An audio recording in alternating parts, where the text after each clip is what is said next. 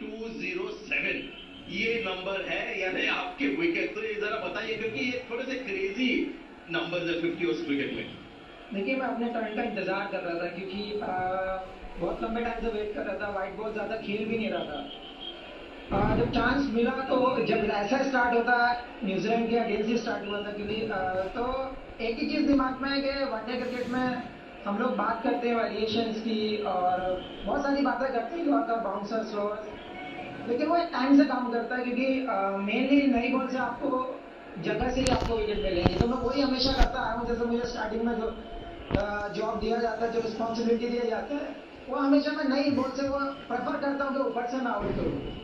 So when I asked Mohammad Shami about the mind-boggling numbers that he's got, he said he was waiting for his chance and he tries to keep it simple. He said there's a lot of focus on variation, but he still believes in the old adage of getting that ball up and trying to get the wicket. So he tries to remain a pure cricketer in that sense.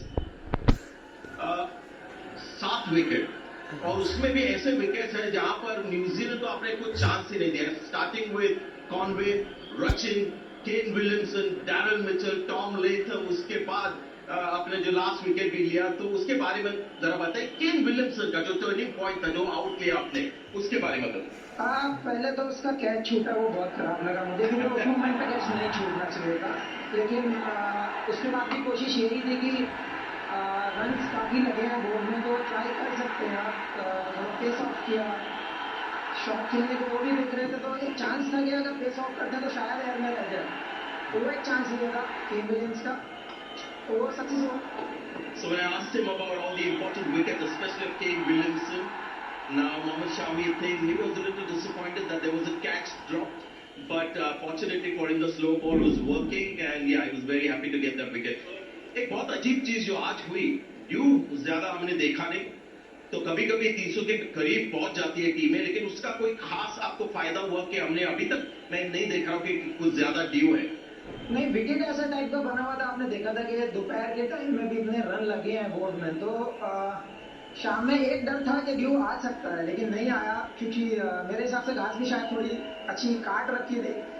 तो एक अच्छा ये point था क्योंकि run तो बराबर लग रहे थे। आपने देखा ही था क्योंकि बॉल फंस नहीं रहा था, बैट अच्छा आ रहा था, शॉट्स अच्छे लग रहे थे। तो बस एक ही चांस था कि अगर ड्यू आ जाता तो फिर वहां से रन निकलने के चांसेस ज्यादा हो जाते हैं क्योंकि बैट आने लगता है, स्किट करने लगता है, तो एक चांस खत्म हो जाता है कि स्लोअर फेंकने का जो ऑप्शन है वो एक कम हो जाता है।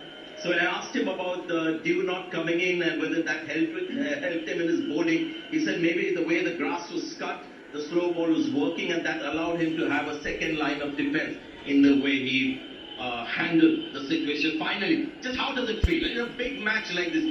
कैसे लगता है आपको कि इस तरह का परफॉर्मेंस?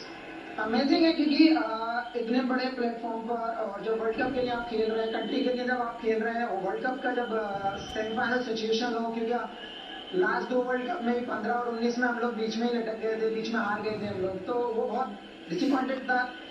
ये बार एक चांस था कि हाँ ये ड्रीम पूरा हो जाए। पता नहीं लाइफ में तो कभी वर्ल्ड कप आया या नहीं आया, वो नहीं पता, किसी को भी नहीं पता होता है, लेकिन हाँ जो चांस मिला है उसको कैच करने को देख रहा था और बस एक ही था कि अपनी स्ट्रेंथ करने की कोशिश की। How does it feel to put in a performance on a big night like this? He said we've come very close in the past, but this was one chance that he was not going to let go. Who knows when the next chance would come? Mohammad Shami, thank you so much for that exhibition. It's a performance that we'll remember forever. Well done.